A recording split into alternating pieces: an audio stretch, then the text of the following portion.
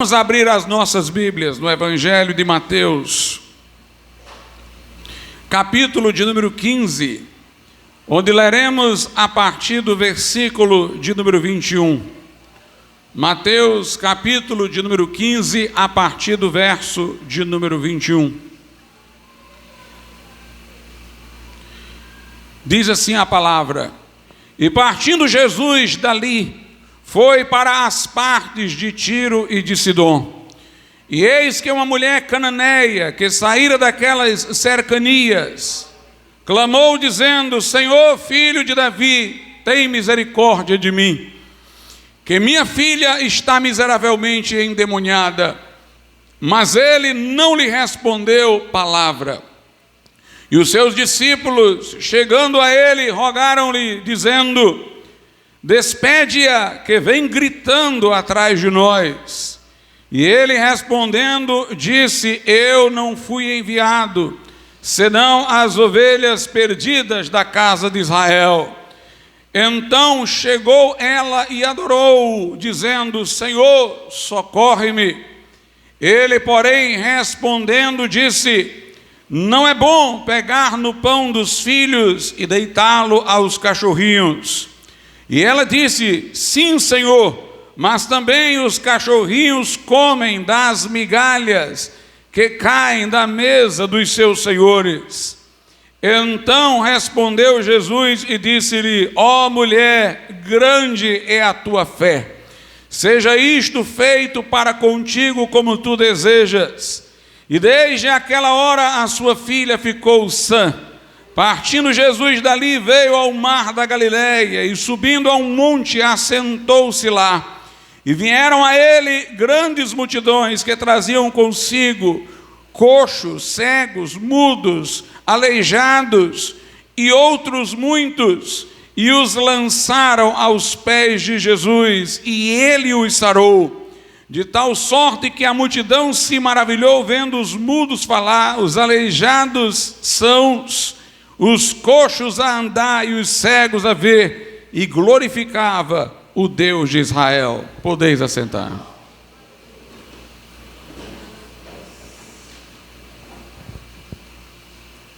Meus amados irmãos, nós ensinamos que Jesus salva, Jesus cura, Jesus batiza no Espírito Santo e Jesus vai voltar.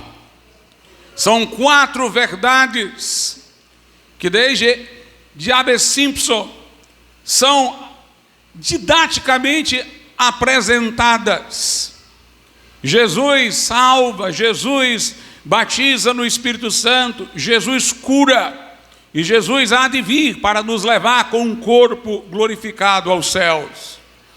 O apóstolo Paulo foi um homem que desde o princípio de sua carreira foi esclarecido de que Deus faz todas estas coisas. Não é à toa que há uma passagem que Paulo diz que ele se dá como exemplo, como referência para os irmãos. Aí ele diz: nas armas da justiça, à direita e à esquerda, nas privações que passou, e então ele diz: no Espírito Santo. Quer dizer, a minha experiência, o que Paulo está dizendo, com o Espírito Santo, é uma referência para aquilo que vocês devem esperar para vocês. Não é à toa que ele igualmente disse: sede meus imitadores, como eu sou de Cristo. Paulo compreendeu estas coisas que Jesus faz, essa multiplicidade de coisas, já quando foi convertido. Lá no livro de Atos dos Apóstolos, no capítulo de número 9, nós temos um momento em que Saulo de Tarso já conhecia o Evangelho. Ele conhecera o Evangelho pela pregação de Estevão. Ele esteve presente quando Estevão falou ao Sinédrio. Ele viu a forma convicta e maravilhosa como Estevão partiu desta vida para as mãos de Deus. E na verdade Saulo, depois disso, ficou decidido a perseguir a igreja, porque estava exatamente desconfiado de que a mensagem da igreja fosse verdadeira. O seu ímpeto perseguidor, mais do que o dos sacerdotes, ele estava disposto a viajar perseguindo cristãos. Era porque ele pensava assim: se eu destruir essa igreja, ela não é de Deus, porque findou, e então não terei que me perguntar se aquela mensagem de Estevão era verdadeira ou falsa, se aquilo que eu vi em Estevão era realmente algo divino na sua vida ou não. Ele perseguia a igreja, mas na verdade estava perseguindo a Jesus. Ele lutava contra a igreja, mas na verdade estava lutando contra os seus aguilhões. E no caminho de Damasco, Jesus se lhe apresentou. Ele teve uma visão de Cristo, caiu por terra. E ali Jesus nem pregou para ele se converteu pela pregação de Estevão. Mas ali ele teve que render-se. Jesus disse: dura coisa te é recalcitar contra os aguilhões. Saulo, Saulo, por que me persegues? Paulo ali se rendeu. Saulo de Tarso, que depois virou Paulo, ali se rendeu. Ele disse: que queres que eu faça, Senhor? Ele entregou a sua vida a Jesus. E ali mesmo foi comissionado para pregar o evangelho. Jesus disse que ele seria um vaso, um instrumento para anunciar o evangelho aos gentios. Jesus disse: eu te mostrarei o quanto importa sofrer pelo meu nome. Mas curiosamente, devido ao impacto da luz sobre os olhos de Paulo, da luz da glória de Cristo que se lhe apresentou, que lhe apareceu ali, ele ficou sem enxergar. Inclusive, depois daquela experiência, foi conduzido por outras pessoas, porque já não podia ver. Foi para a casa de um homem lá, ficou aguardando o que Jesus iria orientá-lo a fazer. E Jesus apareceu a outra pessoa, a Ananias, para ir ao encontro de Saulo e dizer o que ele precisava para o início de seu ministério. Então, em Atos 9, diz assim a partir do 15: disse-lhe, porém, o Senhor: vai, porque este é o Senhor falando para Ananias, vai, porque este é para mim um vaso escolhido, para levar o meu nome diante dos gentios e dos reis e dos filhos de Israel, e eu lhe mostrarei o quanto deve padecer pelo meu nome. E Ananias foi aonde estava Saulo, e entrou na casa, e impondo-lhes as mãos, disse: irmão Saulo, o Senhor Jesus, que te apareceu no caminho por onde vinhas, me enviou para que tornes a ver e seja cheio do Espírito Santo. Note, no caminho de Damasco, Saulo foi convertido, e foi enviado a ele Ananias para orar por ele, para ele ser curado da vista, e para ele ser batizado no Espírito Santo. E como ele valorizou isso, porque mais adiante disse aos de Corinto: dou graças a Deus porque falo mais em línguas do que todos vós. Sim, Paulo, quando foi cheio do Espírito Santo, à semelhança dos demais apóstolos, em Atos 2, passou a falar em outras línguas, conforme o Espírito lhe concedia que falasse. Mas note, Ananias foi lá, irmãos, para orar por ele, para ele ser curado e batizado no Espírito Santo. Embora Jesus tenha aparecido a Saulo, sempre Deus usou os homens, porque assim o estabeleceu. Quem pregou para Paulo ou Saulo foi Estevão. Jesus só se apresentou e ele rendeu-se logo. Quem orou por Paulo para ele ser curado foi Ananias. Quem orou por Paulo para ele ser batizado no Espírito Santo, lhe impôs as mãos, foi Ananias. O mesmo percurso pelo qual todos nós passamos. Alguém nos evangelizou, talvez alguém já tenha orado por nós, nós tenhamos sido curados, ou é isso que devemos fazer uns pelos outros, orar uns pelos outros para serem sarados. A imposição de mãos é uma prática da igreja estabelecida para que possamos orar para alguém salvo, ser batizado no Espírito Santo. Em aproximadamente 3 dias, em alguns dias, Paulo já sabia, novo convertido, que Jesus salva, cura e batiza no Espírito Santo. Mas nós temos aqui uma coisa interessante, irmãos, é que Com a cegueira, Saulo não podia atender ao que Jesus tinha dito, ser um missionário, ser um pregador. Ele viu a cura como um sinal verde para iniciar o seu ministério de pregação. Isso mostra, irmãos, por que Jesus quer nos curar. Ele não quer curar você para você com um corpo são desfrutar de prazeres ou oportunidades. Ele quer lhe curar para que você possa fazer a obra de Deus. Essa é a razão da cura no Novo Testamento. Há uma passagem que o próprio Paulo diz assim: sede abundantes na obra de Deus. Se eu devo ser abundante na obra de Deus, porque o trabalho não é vão no Senhor, então pode ser que a enfermidade seja um impedimento para eu ser mais abundante. Nós não devemos buscar a cura, como ensina a teologia da prosperidade, para vivermos o bem bom desta vida. Devemos buscar a cura para ter este corpo são, para ser surrado na obra de Deus, para fazer a obra de Deus. Não é cura para o nosso bem-estar, é cura para que nós possamos fazer mais para Deus.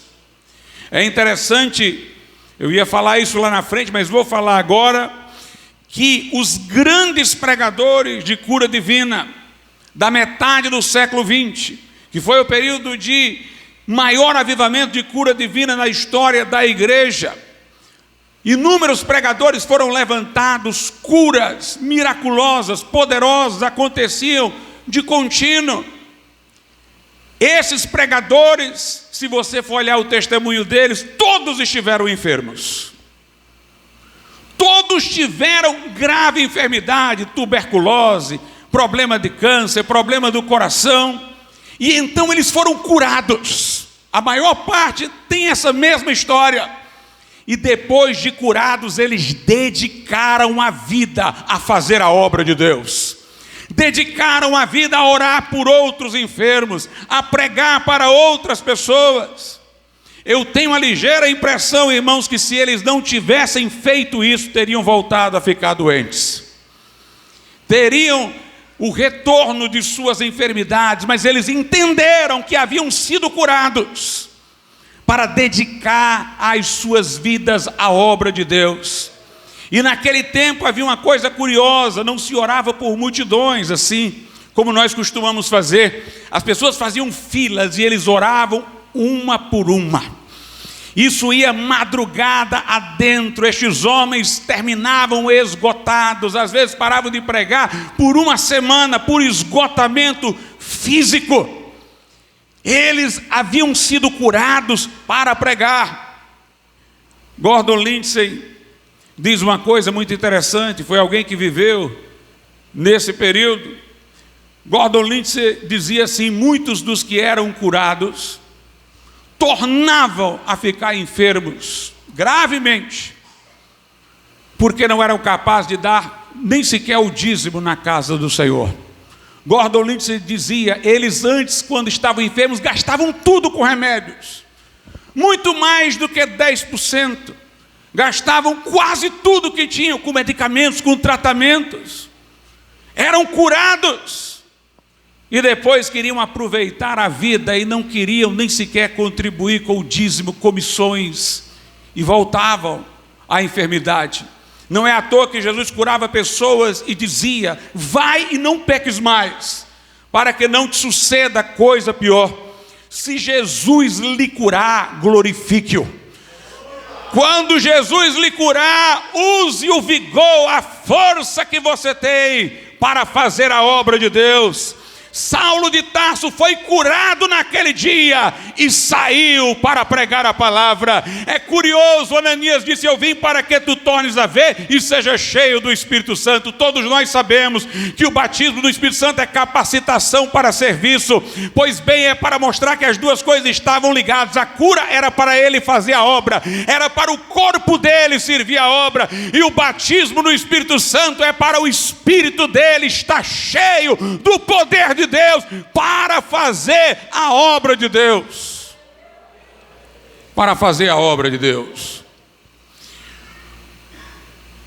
Uma das coisas, irmãos, pouco ressaltadas hoje, mesmo por aqueles que pregam cura divina, mas muito ressaltado por A.B. Simpson, por John G. Lake, é a vivificação do nosso corpo mortal.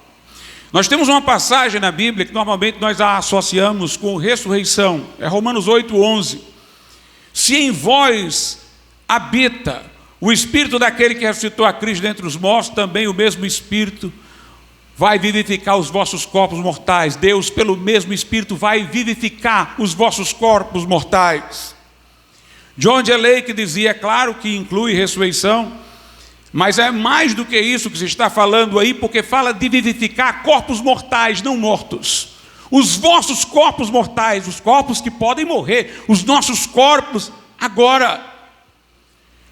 Uma curiosidade, irmãos, é que quando nós ressuscitarmos, ou formos transformados por ocasião da vinda de Jesus no arrebatamento, o que vai acontecer ao nosso corpo é alguma coisa relacionada ao que já está dentro de nós. Paulo descreve isso dizendo que o que é mortal será absorvido pela vida. Nós temos vida dentro de nós, no nosso espírito, fomos vivificados juntamente com Cristo.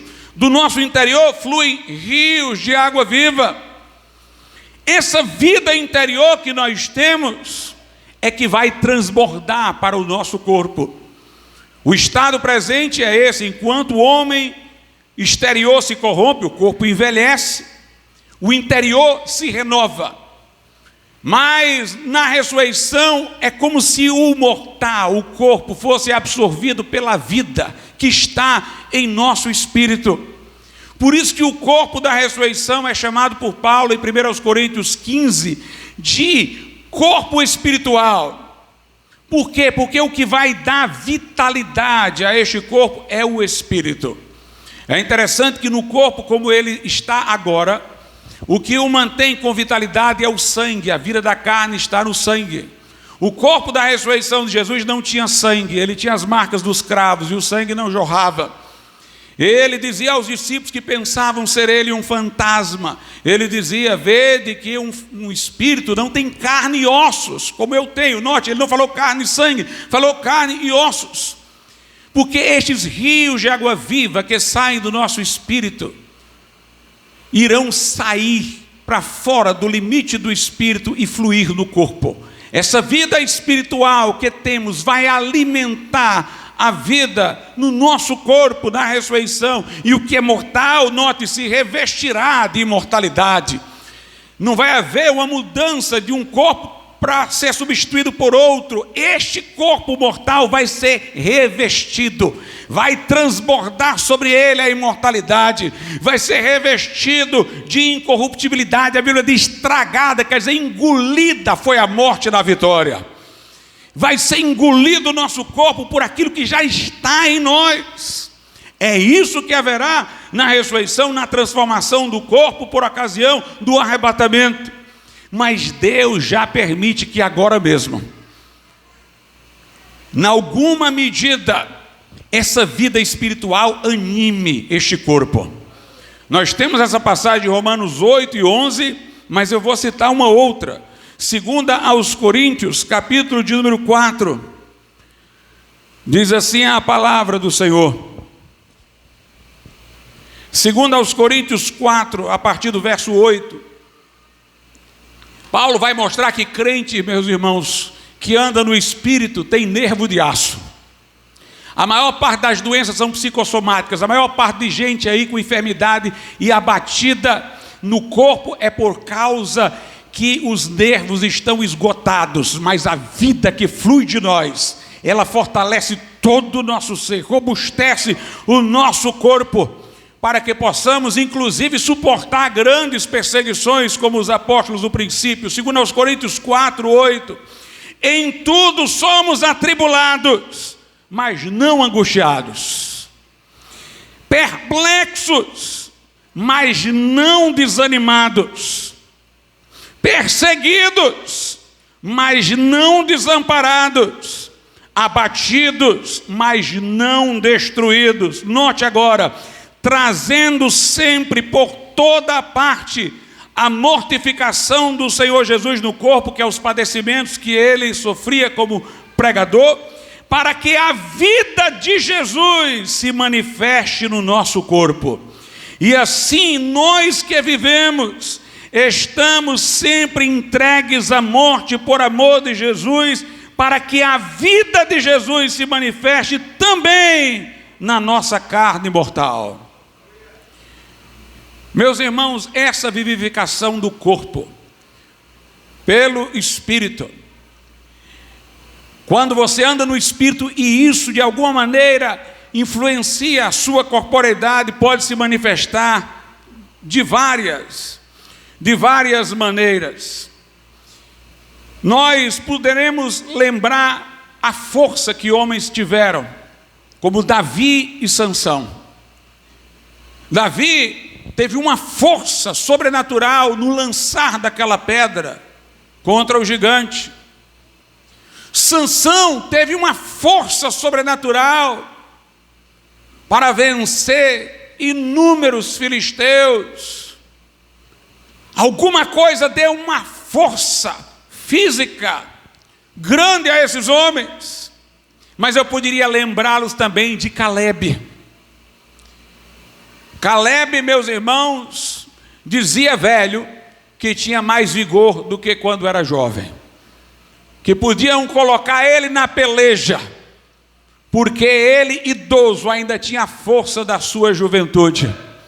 E para sair dos exemplos bíblicos e entrar para um exemplo da história, John Wesley, que escrevia aos 80 anos, que ele sentia mais vigor do que quando era jovem.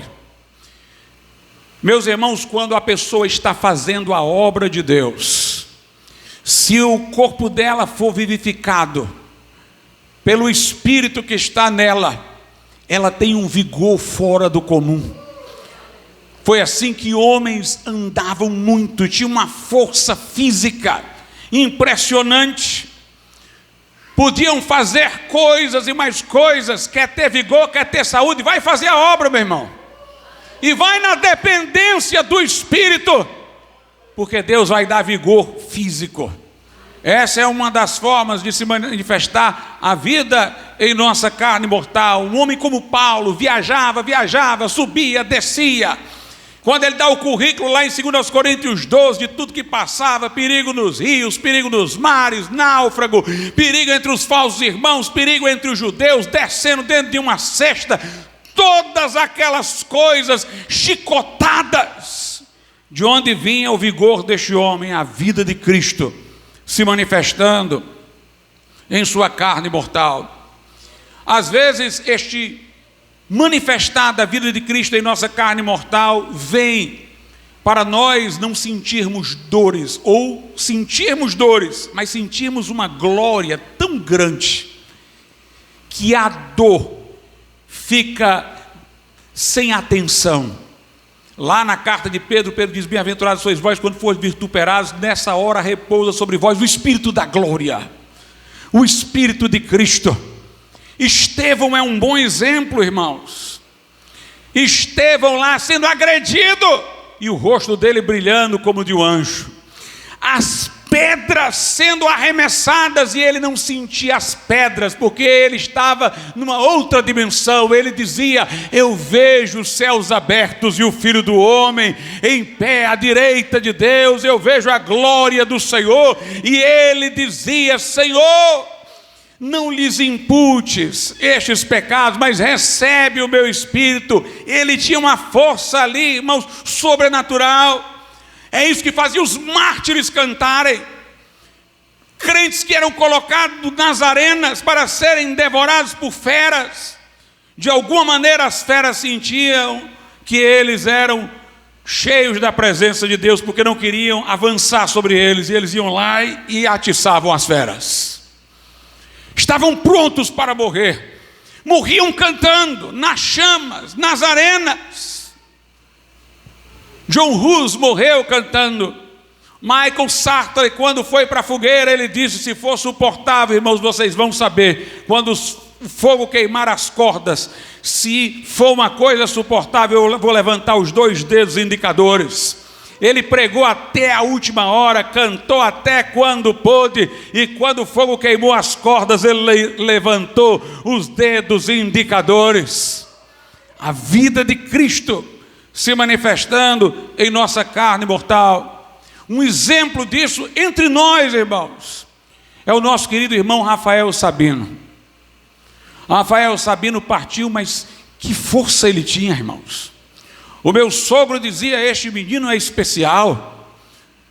Embora enfermo, embora doente, mas ele tinha um vigor fora do comum. Morreu cantando ao Senhor. Lá no hospital, meu filho foi visitá-lo, cabisbaixo, ele começou a profetizar para o meu filho. Uma força, algo, meus irmãos, sobrenatural estava ali. Embora a enfermidade estivesse ali, algo mais forte vitalizava o seu corpo. Às vezes este vigor detém a enfermidade. Ela, mesmo não se indo, ela é paralisada. E eu dou aqui um exemplo, que foi o pastor Marciano, da Igreja do Brasil para Cristo, depois do movimento de renovação espiritual batista, um homem que eu conheci e pregou nessa igreja, era um homem de avançada idade, um homem de oração. Ele estava no interior, e o câncer o tomou com tudo, avançado. Os médicos diziam: ele não dura uma semana. Ele estava acamado, nem se levantava da cama. Os pastores daqui de Fortaleza, meus amigos, foram lá para orar por ele, para fazer uma oração de despedida, para ele ir para o céu mesmo. E quando chegaram lá, o pastor Marciano disse: não, eu vou dizer para que vocês vão orar por mim. Eu tenho uma igreja que eu estou começando, eu quero estabilizar essa igreja numa outra cidade. Ele era pedreiro e ele mesmo construía o templo. Ele disse: está construído lá pela metade, eu quero terminar, organizar os irmãos, construir esse negócio, e vocês vão orar aqui por mim, para eu terminar isso daí. Os irmãos oraram por ele e voltaram. No outro dia surpreenderam a notícia: ele está de pé, está trabalhando, começou a andar, vai viajar. Ele voltou para esse interior, pregou, formou a congregação, levantou o templo. Quando ele terminou, ele disse: Jesus, pode levar agora. E logo voltou aquela enfermidade e ele partiu. Mas a vida de Cristo no seu corpo mortal deteve, para que ele completasse alguma coisa. E a vida de Cristo em nosso corpo mortal, irmãos, pode e deve trazer cura, cura divina. Nós temos um exemplo em Paulo. Veja o que a Escritura diz, lá em Atos dos Apóstolos, capítulo de número 14. Não é nem esse texto aqui ainda que eu vou ler, mas eu vou ler esse aqui antes, só para os irmãos verem como Paulo pregava sobre cura. Atos 14, 8 e 9. É só porque eu estou passando aqui que eu vou ler. E estava sentado em Listra certo homem leso dos pés, coxo desde o ventre de sua mãe, o qual nunca tinha andado.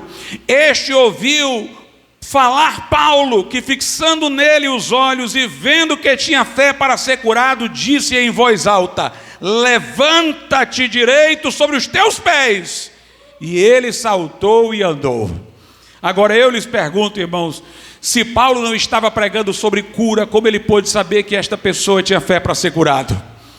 Ele estava falando que Jesus curava, e ele estava vendo um homem que estava bebendo as suas palavras, viu que ele tinha fé, por isso deu a ordem para ele ficar de pé. Fazia parte de sua mensagem a cura divina. Mas veja em Atos 14, 19 e 20, seria esse o texto a ser lido agora. Sobrevieram, porém, os judeus de Antioquia e de Icônio, que, tendo convencido a multidão, apedrejaram a Paulo e o arrastaram para fora da cidade, cuidando que estava morto. Mas, rodeando os discípulos, levantou-se e entrou na cidade, e no dia seguinte saiu com Barnabé para Derbe. Meus irmãos, imagine este homem, o apóstolo Paulo. Ele foi apedrejado, E os judeus arrastaram o corpo dele para jogar um morto. Esses judeus sabiam quantas pedras derrubavam um homem, porque havia a pena de apedrejamento. Se eles arrastaram Paulo, é porque Paulo estava realmente, irmãos, todo arrebentado. Se eles não ouviram respiração, sinais vitais, julgaram Paulo como morto, imagine quanta pedrada Paulo deve ter sofrido. Quando os judeus foram embora, os irmãos chegaram e Paulo se levantou. A vida de Cristo em nossa carne mortal. A vida de Cristo em nossa carne mortal. E é interessante, irmãos, que isso foi antes de Paulo ir à Galácia. Eu acredito que o espinho na carne de que Paulo fala era um problema nos olhos, mas não aquele pelo qual ele foi curado pela imposição de mãos de Ananias, mas algum problema que veio dessas pedradas. Depois desse incidente, alguma coisa lhe aconteceu, porque ele diz na carta aos Gálatas: eu sei que quando eu estive aí, vocês poderiam me desprezar, porque ele deveria estar com uma aparência muito machucada. Ele diz: mas me receberam como um anjo de Deus. Eu sei que se possível fosse, vocês arrancariam os olhos e me dariam. Provavelmente foi alguma sequela disso daqui, que foi o seu espinho na carne. E nós costumamos dizer: Paulo não foi curado do espinho na carne, mas Paulo recebeu uma resposta poderosa, irmãos. Vamos lá, 2 aos Coríntios, capítulo de número 12. 2 aos Coríntios, capítulo de número 12. Paulo conta que ele teve visões que não é lícito ao homem referir, viu coisas gloriosas. E isso poderia levá-lo ao orgulho, à vaidade, e por isso lhe veio esse espinho na carne. 2 aos Coríntios 12, a partir do 7. E para que não me exaltasse pela excelência das revelações, foi-me dado um espinho na carne, a saber, o mensageiro de Satanás, para me esbofetear, a fim de não me exaltar, acerca do qual 3 vezes orei ao Senhor para que se desviasse de mim. Preste atenção, se Paulo não cresce em cura, não teria orado 3 vezes. Paulo cria que o normal era ser curado, por isso ele orou. O Senhor não respondeu, ele estranhou, orou de novo. O Senhor não respondeu, ele orou de novo. Mas devido a uma excepcionalidade de Paulo, ter visto coisas excelentes, que o homem em sua natureza caída seria fortemente tentado ao orgulho, isso aqui permaneceu. Mas note a resposta de Cristo, versículo 9: e disse-me: a minha graça te basta, porque o meu poder se aperfeiçoa na fraqueza. Parece que nós lemos só a primeira parte, a minha graça te basta, como se Jesus estivesse dizendo: Paulo, já basta tu seres salvo. Mas ele está dizendo: a minha graça te basta, porque o meu poder se aperfeiçoa na fraqueza. Ou seja, mesmo com essa enfermidade, tu vai fazer o que ninguém com ela faria. O meu poder vai se manifestar, e tu vais fazer o que tem que fazer, apesar dessa limitação. Vai ter vigor para fazer o que ninguém que tivesse padecendo disso seria capaz de fazer. Portanto, a manifestação da vida de Cristo na carne mortal de Paulo, mesmo com aquele problema, que na situação normal abateria alguém, impediria alguém de fazer as coisas, mas a vida de Cristo trazia uma suspensão dos efeitos negativos do problema, e Paulo tinha força e conseguia fazer tudo. E disse-me: a minha graça te basta, porque o meu poder se aperfeiçoa na fraqueza. De boa vontade, pois, me gloriarei nas minhas fraquezas, para que em mim habite o poder de Cristo. Porque sinto prazer nas fraquezas, nas injúrias, nas necessidades, nas perseguições, nas angústias por amor de Cristo, porque quando eu estou fraco, então sou forte. Mesmo com alguma coisa ali, tinha algo mais forte em Paulo. Aquilo ficou como um sinal para ele não se orgulhar, mas aquilo não exercia os efeitos regulares que exerceria numa pessoa comum, porque o poder de Deus se manifestava no corpo de Paulo.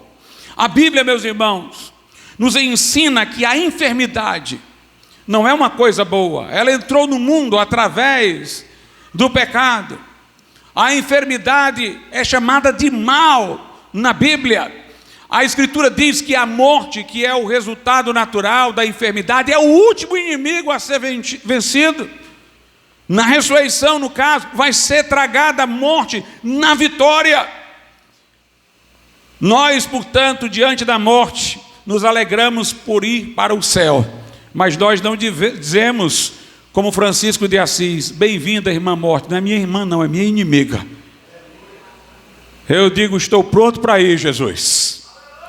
Mas não é com a morte que eu vou me encontrar, é com o Senhor Jesus Cristo.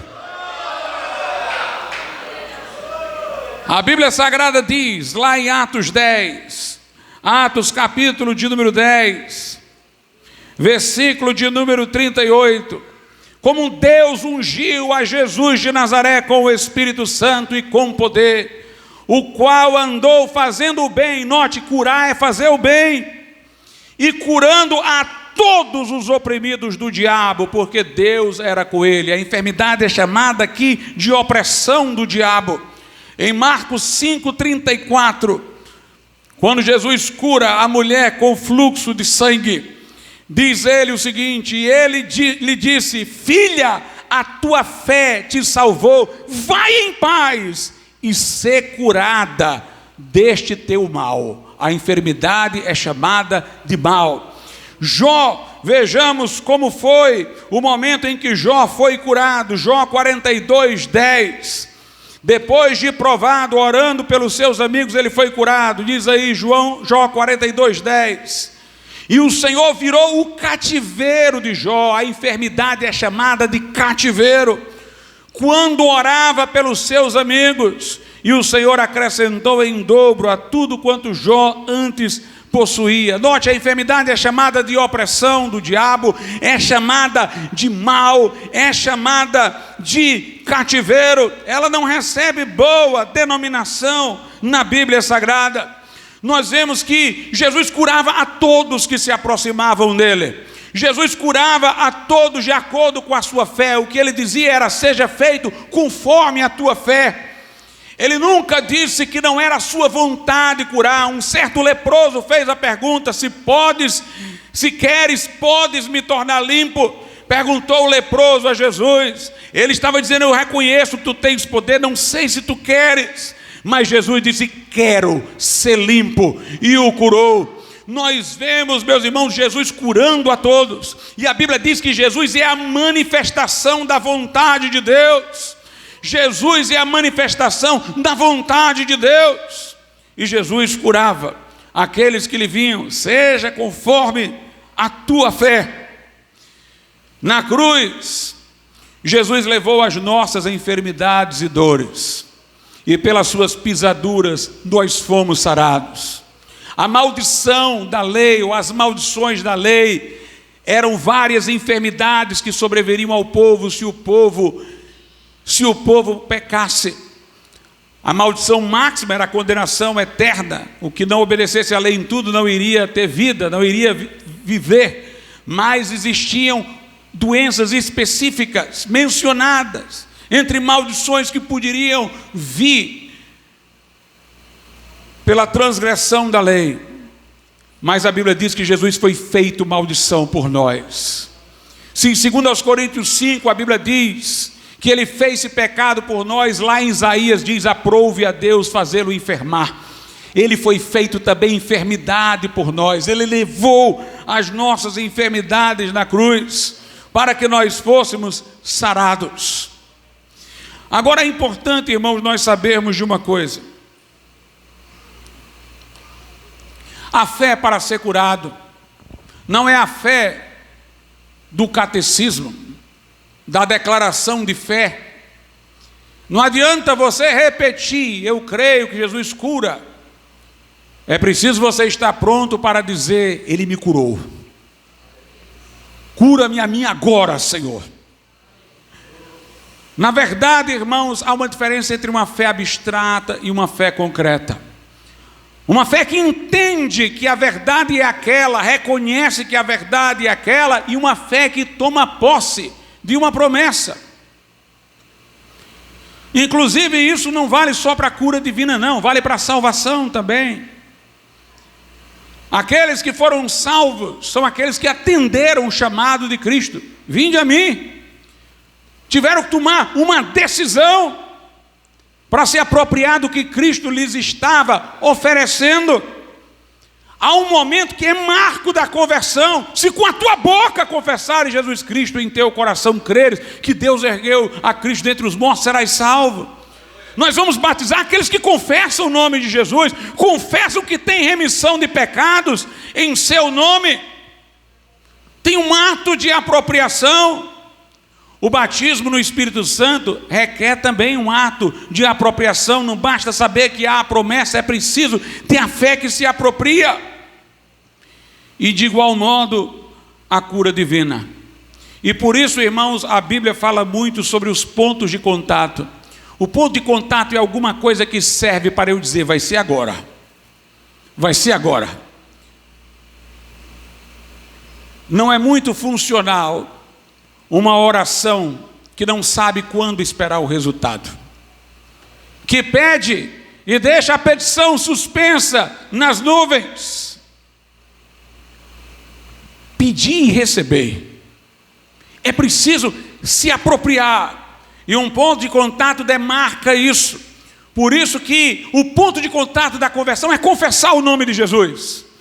Em que momento eu fui salvo, ou pelo menos eu vou saber que tomei adesão para ser salvo, quando eu abrir a minha boca, dizer Jesus morreu por mim, levou os meus pecados. Wesley disse, eu confio em Cristo, somente em Cristo, para a minha salvação. Ele tomou uma posição, ele levantou-se num culto, no momento que converteu-se, e começou a contar o seu testemunho, a louvar a Deus, um ato de apropriação. Exatamente porque muitos oram pelo batismo no Espírito Santo, só nessa abstração a Bíblia manda impor as mãos. Impor as mãos é para você ter alguma demarcação. Eu vou impor as minhas mãos agora sobre você e você vai receber. Vai receber agora. Paulo impôs as mãos sobre os de Éfeso e eles falavam em línguas e profetizavam. Pedro e João impuseram as mãos sobre os de Samaria, receberam o Espírito Santo. A imposição de mãos é para estabelecer um marco. Exatamente para estabelecer um marco de cura, a Bíblia diz, imporão as mãos sobre os enfermos e eles serão curados. Qual é a hora que eu vou ser curado? Na hora que eu lhe impor as mãos. Não vou me impor as mãos aqui, você vai crer que nesta hora que eu tocar e impor as mãos, você vai receber a cura.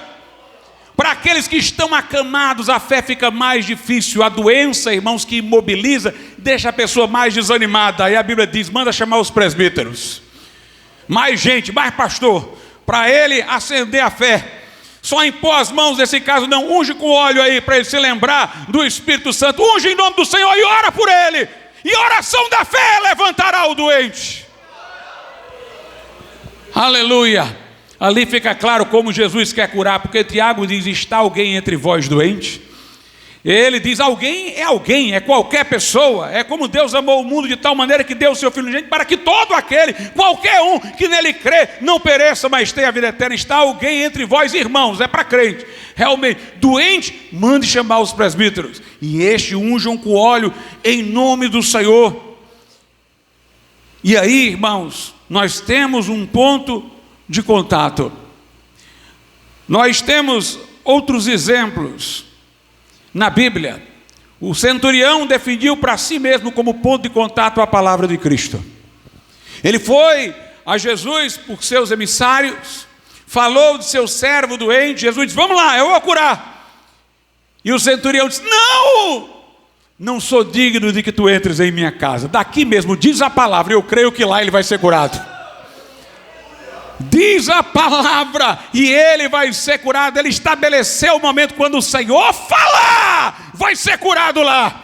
E a Bíblia ainda diz que quando os servos chegaram lá, quiseram saber a que horas o homem se achou melhor, para ver se batia. Foi a mesma hora que Jesus estabeleceu a sua palavra de cura. Aquela mulher com fluxo de sangue estabeleceu a hora, o ponto de contato.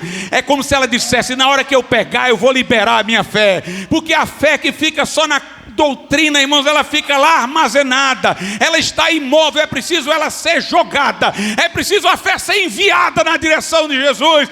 E a mulher disse: quando eu tocar eu envio, se eu conseguir tocar eu creio. E ela se meteu no meio da multidão, tocou no manto de Jesus. Jesus disse: opa, alguém me tocou. Os discípulos disseram: Senhor, é muita gente te tocando. Sim, mas os outros estavam tocando sem marcar hora. A mulher marcou hora: quando eu tocar, eu serei curada. Jesus disse: alguém me tocou, porque de mim saiu virtude, de mim saiu poder. A mulher chegou trêmula e disse: fui eu, Senhor. Jesus disse: vai em paz, a tua fé te salvou. A tua fé te salvou.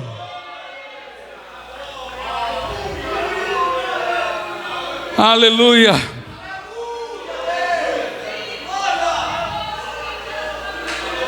Veja Bartimeu, meu irmão. Veja como Bartimeu também marcou hora. Bartimeu marcou hora. Marcos capítulo de número 10.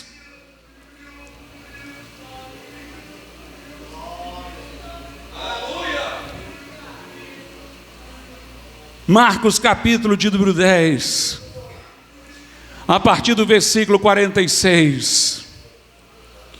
E vieram para Jericó, e saindo ele de Jericó com os seus discípulos, uma grande multidão, Bartimeu o cego, filho de Timeu, estava assentado junto do caminho mendigando. Como ele era mendigo, irmãos, vivia na rua. Como as noites eram frias, alguém deve ter dado uma capa para ele para se abrigar. Uma coisa que naquele tempo era cara, ter uma capa. Por isso Jesus disse: se alguém tiver 2 capas, vê o seu irmão precisando, dê uma. Era difícil alguém ter 2. Mas ele tinha. Alguém deve ter feito essa caridade com ele. Note, ele estava mendigando. Vamos continuar.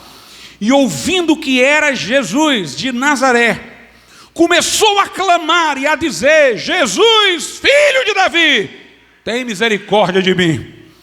E muitos o repreendiam para que se calasse, mas ele clamava cada vez mais. Não desanima, meu irmão. Se a cura não veio, grita mais alto. Se o batismo no Espírito Santo não veio, grita mais alto ainda. Filho de Davi, tem misericórdia de mim. E Jesus parando, olha aqui, que coisa gloriosa. Jesus parou e disse que o chamassem, e chamaram o cego, dizendo-lhe: tem bom ânimo, levanta-te, que ele te chama. E ele, lançando de si a sua capa, levantou-se. Na hora que ele se levantou, irmãos, ele já recebeu, porque ele pegou a capa e disse: eu não preciso mais, não vou viver mais no meio da rua. Lançou a capa. Quer ser curado, meu irmão? Lança a capa! E ele, lançando de si a sua capa, levantou-se e foi ter com Jesus. E Jesus falando, disse-lhe, ele sabia que ia voltar curado: que queres que te faça? E o cego lhe disse: mestre, que eu tenha vista. E Jesus lhe disse: vai, a tua fé te salvou. E logo viu e seguiu a Jesus pelo caminho. Às vezes, irmãos, são necessários vários pontos de contato, por causa da fraqueza nossa em crer. Veja aí Marcos, capítulo de número 8, a partir do versículo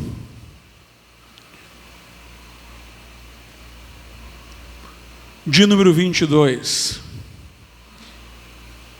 Marcos 8, a partir do 22. E chegou a Betsaida, e trouxeram-lhe um cego, e rogaram-lhe que o tocasse. Note, o cego não tinha tanta fé. Quem tinha fé era quem queria ver o cego curado. Trouxeram o cego, e esses que trouxeram o cego tinham fé. Eles pediram a Jesus que o tocasse, como quem diz: a hora da cura é a hora que vai tocar nele. Mas o próprio cego ainda tinha uma fé manca.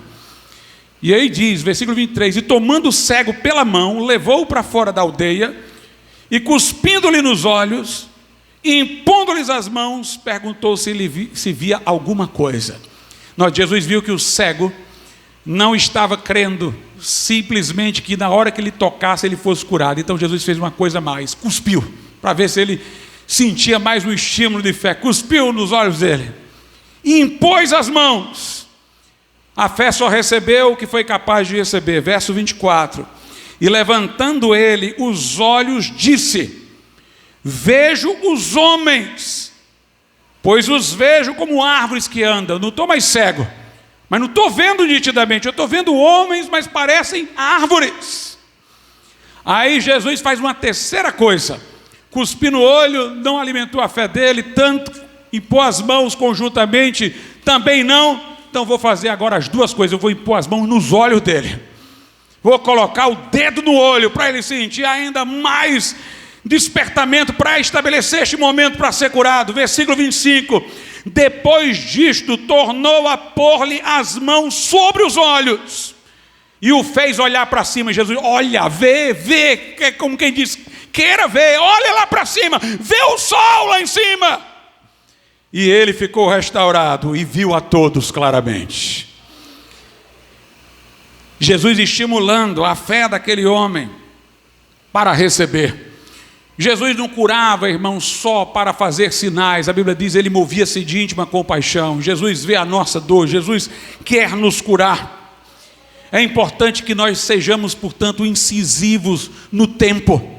O nosso Deus não é o eu serei, não é o eu fui, é o eu sou.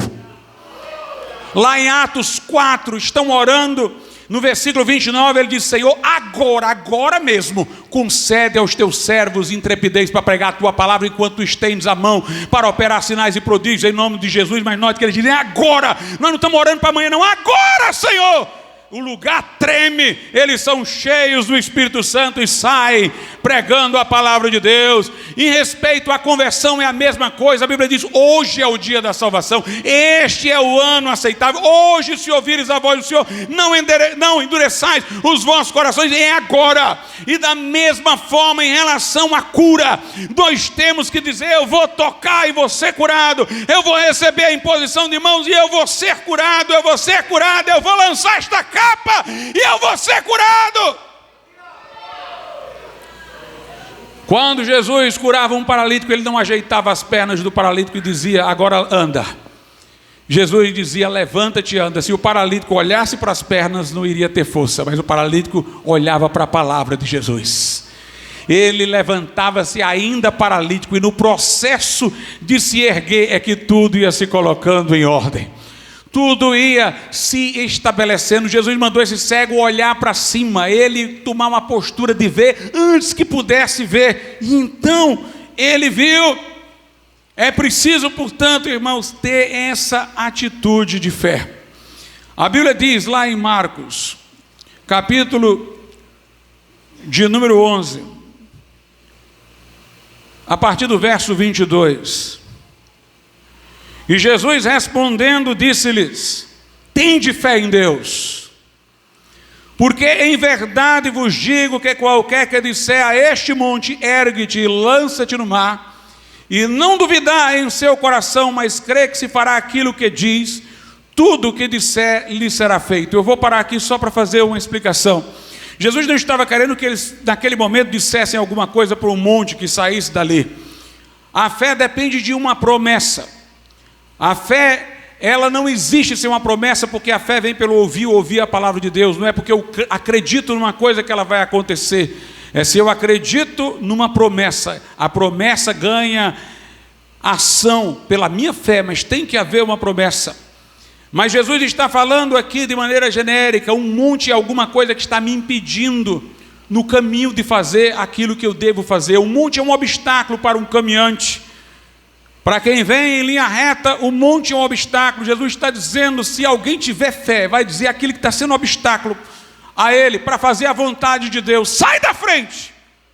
E vai sair. E vai se retirar da frente. Ter fé para ordenar o demônio que saia. Ter fé para impor as mãos sobre os enfermos.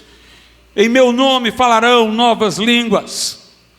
E aí ele segue, versículo de número 24: por isso vos digo que todas as coisas que pedirdes orando, crede receber e tê-las-ei. Pelas vezes, tem uma tradução que diz: crede que a recebestes, e assim será. Toma posse, creia que é sua, e você vai ver. Mas além de fé, Jesus também fala que é importante que nosso coração não tenha mágoa. Versículos 25 e 26, e quando estiverdes orando, perdoai, e se tendes alguma coisa contra alguém, para que o vosso Pai que está nos céus vos perdoe as vossas ofensas. Mas se vós não perdoardes, também vosso Pai que está nos céus vos não perdoará as vossas ofensas. Por isso que Tiago diz: confessai os vossos pecados uns aos outros, orai uns pelos outros, para serdes curados. Se você quer ser curado, se aproxime de gente que creia. Busque uma atmosfera de fé. A pior pessoa para você quando você está doente é aquele que está com pena de você. É o que não vai lhe ajudar. É aquele que olha para você com a cara franzino, está com dó de você. Por isso que pouca gente entendia Smith Wigglesworth, que ele pegava um doente e dava um soco na barriga. Ele ficava com tanta raiva da enfermidade que quando estava orando ele começava a dar murro na pessoa. Mas Jesus curava. Jesus curava. Não queira se vitimizar, senão você não vai sair do canto. Cuidado, tem gente que gosta da doença. A minha dor de cabeça que não sai, o meu problema na coluna. Seu não, meu irmão. Não tome posse da doença, não. Tome posse da cura. Tome posse da cura. Não queira usar a sua doença para ser vítima, não. Levanta e anda! Busque uma atmosfera de fé.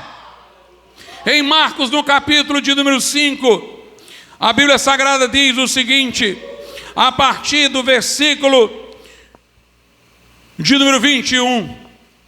Aliás, eu vou ler a partir do 35. É sobre a filha de Jairo. Jesus foi para a casa de Jairo para curar a filha dele. Mas quando Jesus estava indo, foi curando outras pessoas, inclusive a mulher com fluxo de sangue, foi atrasando. E veja o que aconteceu com a menina por conta desses atrasos, onde Jesus ia curando outras pessoas. Versículo 35. Estando ele ainda falando, chegaram alguns do principal da sinagoga, a quem disseram: a tua filha, disseram para Jairo, está morta.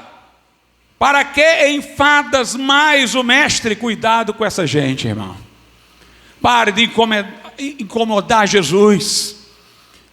Na hora que você foi, ela estava viva. Mas agora não adianta, ela já morreu.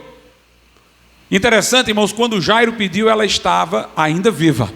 Quando Jesus estava chegando, ela morreu. Às vezes a gente pede cura e piora. Mas não retroceda não, meu irmão. Pastor, eu pedi e está piorando. Creia, meu irmão, creia. Continue crendo. Continue crendo. Gordon Lindsay usou a maior figura que eu acho que serve para ilustrar isso. Gordon Lindsay dizia o seguinte: olha, Jesus disse que a nossa fé deve ser como um grão de mostarda, como uma semente. Imagine um agricultor que nunca plantou nada, está plantando pela primeira vez e não conhece nenhum outro agricultor que plantou antes dele. Ele planta lá a semente, agora, porque alguém disse que ia sair uma árvore. Aí no outro dia ele olha, não tem árvore nenhuma. Aí ele abre lá o buraco, olha para a semente, ela está do mesmo jeito. Não aconteceu nada, eu coloquei, eu aguei, está do mesmo jeito. Alguma coisa está acontecendo dentro da semente que ele não está vendo. Para ele está tudo do mesmo jeito. Ele vai no outro dia, aguou, vai lá, abre lá, olha a semente, ela está do mesmo jeito. Já pensou se esse agricultor se guiar pelos olhos e dizer: eu não creio que daí vai sair uma árvore, não. Já aguei 3 dias, vim aqui, está do mesmo jeito, não aconteceu nada, eu vou voltar para trás. Não. O agricultor tem fé. O agricultor vê uma semente do mesmo jeito e ele acredita que alguma coisa está acontecendo lá dentro e que aquela semente vai se abrir e que ali vai surgir uma árvore, pois é a mesma coisa. Se está pedindo e a resposta está ruim, não se abata, continua. Veja aí o que aconteceu, versículo 36, e Jesus, tendo ouvido estas palavras, disse ao principal da sinagoga: não temas, crê somente. Não temas, crê somente. É interessante, meus irmãos, Jesus está, em outras palavras, dizendo: não ouço o que eles estão falando, não ouço o que eles estão dizendo, não tema, creia, creia apenas, creia. E continua: e não permitiu que alguém seguisse, a não ser Pedro, Tiago, João, irmão de Tiago. Jesus diz: agora pronto, o negócio aqui está mais difícil, tem uma criança aí morta, os incrédulos e os curiosos fiquem aí. Eu quero os meus comigo. Eu quero quem crê comigo. Não permitiu que alguém o seguisse, a não ser Pedro, Tiago e João, irmão de Tiago. E tendo chegado à casa do principal da sinagoga, viu o alvoroço e os que choravam muito e pranteavam. E entrando disse-lhes: por que vos alvoroçais e chorais? A menina não está morta, mas dorme. É a linguagem da fé, irmãos. É a linguagem da fé.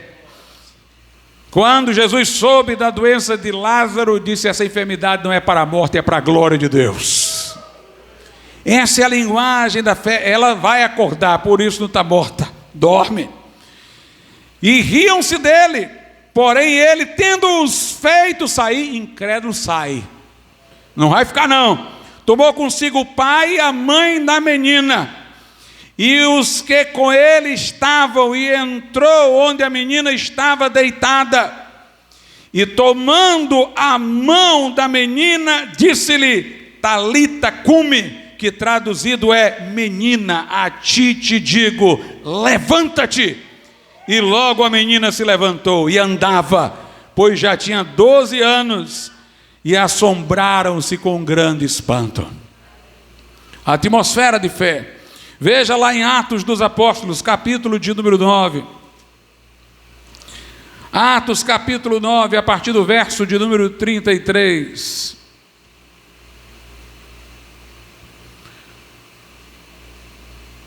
Atos 9, a partir do 33. E achou ali certo homem chamado Enéas, jazendo numa cama, havia 8 anos.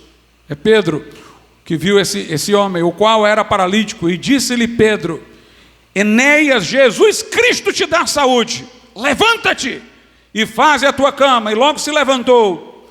E viram-no todos os que habitavam em Lídia e Sarona, os quais se converteram ao Senhor.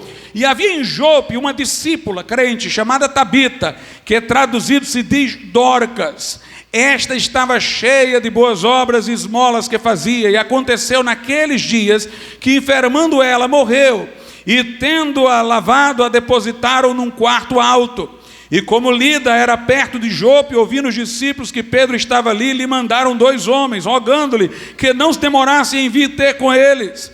E levantando-se Pedro, foi com eles. E quando chegou, levaram ao quarto alto. E todas as viúvas o rodearam, chorando, mostrando as túnicas e roupas que Dorcas fizera quando ela estava com elas. Meus irmãos, com essas mulheres aqui chorando, se lamentando, mostrando túnica, não dava para orar não.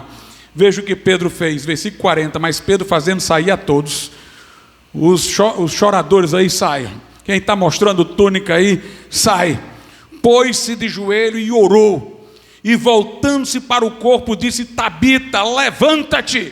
E ela abriu os olhos, e vendo a Pedro, assentou-se. E ele, dando-lhe a mão, a levantou, e chamando os santos e as viúvas, apresentou-lhe viva. E foi isto notório por toda Jope, e muitos creram no Senhor. Busque uma atmosfera de fé. Busque gente que crê.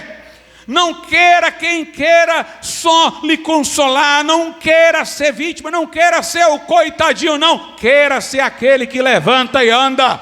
queira ser aquele que vai se pôr de pé em resposta à palavra de Deus. São 9h10, irmãos, me aguente um pouco, porque agora é que chegou na mulher cananeia. A mulher cananeia, irmãos, que nós lemos, pediu a Jesus 3 vezes e foi negado. Ela chegou para Jesus e pediu lá pela sua filha que estava endemoniada. Jesus a ignorou. Depois ela pediu de novo e os discípulos repreenderam: para de incomodar o mestre.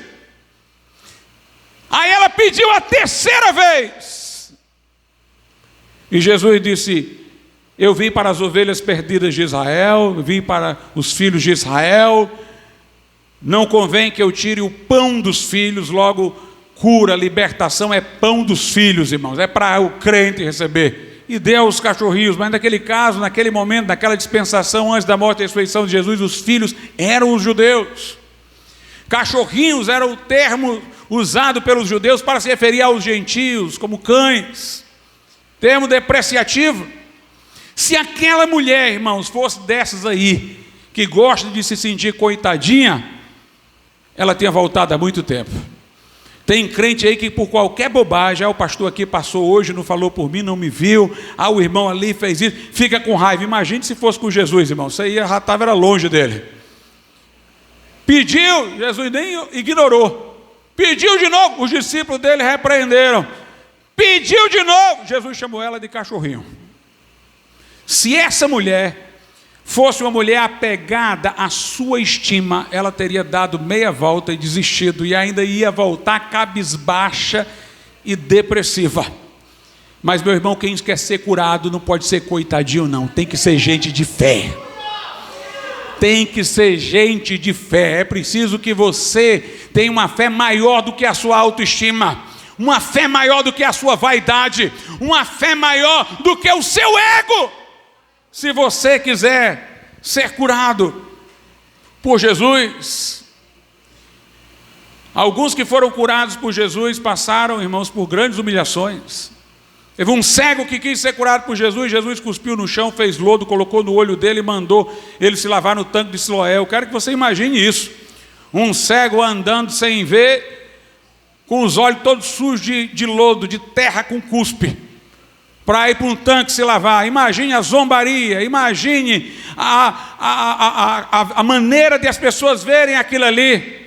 Mas se quiser ser curado por Jesus, tem que baixar a cabeça. Não é o altivo que vai ser curado. Naamã foi até o profeta para ser curado. O profeta diz: vai lá no rio e te banha 7 vezes no Jordão. Naamã disse: eu pensei que tu ia levantar a mão para o céu e clamar e fazer alguma coisa assim. Se é para tomar banho no rio, eu prefiro no da minha cidade, que é melhor. O moço disse: olha, rapaz, fez uma viagem longa. Se ele tivesse te mandado fazer uma coisa difícil, tu faria. O que é que te custa? O homem foi lá se banhar no rio. Primeira vez se banhou, voltou, continuava leproso. Banhou a segunda, continuava leproso. Terceira vez, continuava leproso. Se aquele general fosse tão orgulhoso quanto a sua patente, ele ia dizer: isso não está funcionando nada, já foi 1, 2, 3, está tudo do mesmo jeito. Mas ele se humilhou. Foi a 6ª. Quando foi na 7ª, ele foi curado e sua pele ficou como a de criança. Às vezes, irmãos, Jesus não dá imediatamente porque quer que a gente se humilhe, porque quer quebrar o nosso ego. Primeiramente, quer quebrar o nosso ego, primeiramente. E aquela mulher ali foi 3 vezes. Sabe qual foi o problema teológico, irmãos? É que ela era cananeia, ela não era judia. E ela dizia assim: filho de Davi, tem compaixão de mim. Como filho de Davi, Jesus veio para os judeus. Jesus, como filho de Davi, era aquele rei prometido aos judeus. Ela estava usando a expressão que designava Jesus na promessa de Deus para os judeus. Mas ela estava vendo todo mundo dizendo: filho de Davi, tem compaixão de mim, como Bartimeu. Ela pegou o slogan. Jesus queria instruí-la. Jesus não queria apenas que ela fosse curada, mas curada entendendo as coisas. Ela estava reivindicando Jesus por uma promessa que não era para ela, era para os judeus. Filho de Davi, tem compaixão de mim. Mas quando Jesus falou, não é lícito que eu tire o pão dos filhos e dê aos cachorrinhos. Então a mulher entendeu, eu sou uma gentia, eu não sou da promessa que foi feita aos judeus de Jesus como filho de Davi. É interessante que aí a Bíblia diz que nessa vez ela olha para Jesus, chama-o de Senhor, sem falar filho de Davi, e o adora. É como quem diz, como filho de Davi tu és o rei deles, mas tu és o Deus de todos nós. Ela adora. Às vezes, irmãos, nós estamos orando e Jesus não respondeu ainda, não porque não vai responder, porque Ele quer corrigir a nossa oração. Tem alguma coisa na forma que está errada. Ela estava orando por uma promessa que não era para ela, mas então ela entendeu que Jesus como filho de Davi era para os judeus, mas Ele como Deus que é adorado, é o Deus de todos nós, é o Criador de todas as coisas. E ela disse, Senhor, olha, a mesa dos teus filhos é farta e o pão cai para os cachorrinhos. Na verdade, meus irmãos, ela estava mostrando que compreendia naquele momento as promessas. Ela não era tão distante ali de Israel, não, ela entendia alguma coisa. Jesus vai vir como filho de Davi para Israel no milênio, vai governar em Jerusalém, mas de Israel a bênção vai transbordar para todos os gentios. E ela estava querendo mostrar isso. Olha, Senhor, eu entendi, tu vens como rei para eles, mas as promessas milenares diz que vai transbordar, que todas as nações vão ser abençoadas, que tudo vai se encher da tua glória. Os pães dos filhos caem e os cachorrinhos comem lá embaixo. Jesus disse, vai, mulher, grande é a tua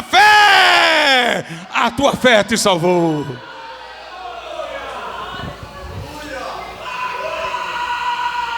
Aleluia. Eu vou quebrar aqui na metade, irmãos, para encerrar. Eu quero só contar o testemunho de Oral Roberts. Oral Roberts foi um desses grandes pregadores de cura divina. Em 1935, ele era um menino com tuberculose. Os 2 pulmões comprometidos, médicos dizendo que não tinha cura, e naquele tempo é que não tinha mesmo, para a tuberculose. E ele foi levado para um culto, onde o pastor ia orar por cura divina. Ele ouviu sobre esse pastor que estava pregando, e ele disse para sua mãe, mãe, me leve. E eu creio, ao ponto de contato, a hora, e eu creio que quando o pastor impuser as mãos sobre a minha cabeça, eu serei curado. E ele foi para o culto, terminou o culto, começou a fila. Como eu disse, naquele tempo, pregador de cura, irmãos, praticamente não tinha uma vida normal, porque ele orava um por um, era esgotante. E Oral Roberts, no colchão, deitado, era o último da fila. Ele disse, passou de meia-noite e não chegava a minha vez. A fila não chegava lá. Mas ele disse, mas eu não resmunguei. Eu disse, eu vim aqui para ser curado. E ele disse, quando o pastor impôs as mãos sobre mim e começou a orar, ele disse, eu estava com os olhos fechados e não abri. Quando eu abri os olhos por causa da multidão que glorificava a Deus, eu percebi que eu estava pulando e correndo em cima da plataforma, curado pelo poder de Deus. Ele se tornou um grande pregador de cura. Mas aqui vem uma parte especial, irmãos. Ele disse, quando eu cheguei em casa, passaram-se alguns dias, eu me senti fraco. Eu senti uma dor no peito, eu me senti cansado, e eu disse para minha mãe, e ele disse, a maior lição é a da minha mãe, era uma mulher de fé. Ele disse, eu fico pensando se eu morasse numa casa em que as pessoas não acreditassem em cura, se eu dissesse para minha mãe, eu estou agora com dor no peito, eu estou cansado, eu não tenho força, se ela não cresce, ela ia dizer, a doença voltou. ela iria ter abatido a minha fé e a doença voltaria. Ele disse: mas minha mãe era uma mulher crente, era uma mulher piedosa. Ela olhou para mim e disse: não diga que Jesus não lhe curou. Você passou muitos dias em cima de um colchão, não fez atividade física nenhuma. Se você quer voltar a ter força, tem que fazer exercício, mas você está curado. Ele disse: com poucos dias aquilo ali passou, e eu estava curado para a glória de Deus, agora pregando para outros e orando pelos enfermos. O nosso Deus cura, Jesus opera. Toca no manto do Senhor, toca no manto do Senhor e ser curado. Vamos ficar de pé nessa hora. Eu vou pedir, irmão Fabiano, para nós cantarmos. O Espírito de Deus está aqui, operando em nossos corações. Se você está enfermo, saia do seu lugar, venha aqui à frente e nós vamos orar por você. Eu peço a outros irmãos que estão aqui, que imponham as mãos. Se você sentir no coração, imponha as mãos e ore por aqueles que estão aqui. Vamos clamar ao Senhor por um milagre, porque o nosso Deus é um Deus vivo. O Espírito de Deus está aqui, operando em nossos corações, trazendo sua vida e poder, ministrando sua graça e amor. Os feridos de alma são curados, os cativos e oprimidos livres são, os enfermos e doentes são sarados, pois o Espírito de Deus está aqui. O Espírito de Deus está aqui, operando em nossos corações, trazendo sua vida e poder, ministrando sua graça e amor. Os feridos de alma são curados, os cativos e oprimidos livres são,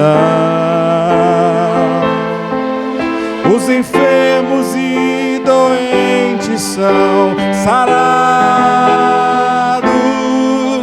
pois o Espírito de Deus está aqui.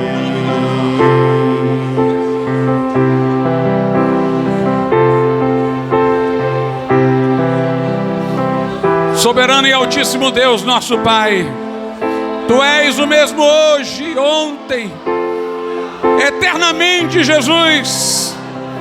Ainda te moves de íntima compaixão por nós, Senhor. O Teu poder ainda é o mesmo, de Ti ainda sai virtude.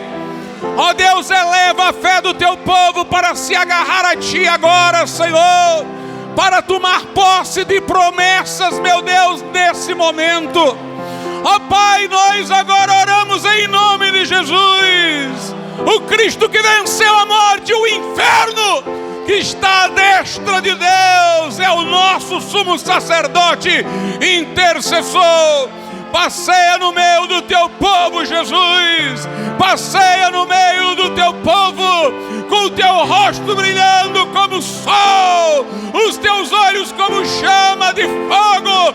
E meu Jesus, cura, cura, cura agora. Cura, cura as enfermidades agora, Senhor. Que saiam! Em nome de Jesus.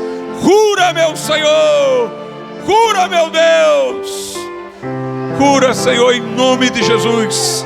cura, cura em nome de Jesus, cura, meu Deus, faz milagres agora, manifesta o teu poder, revela que tu és o Senhor que sara.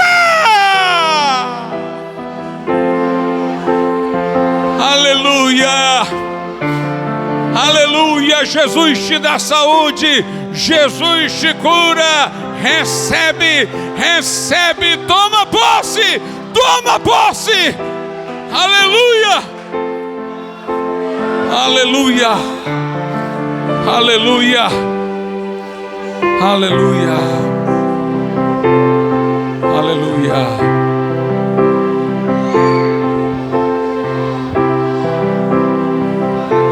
Ó Deus, ó Deus.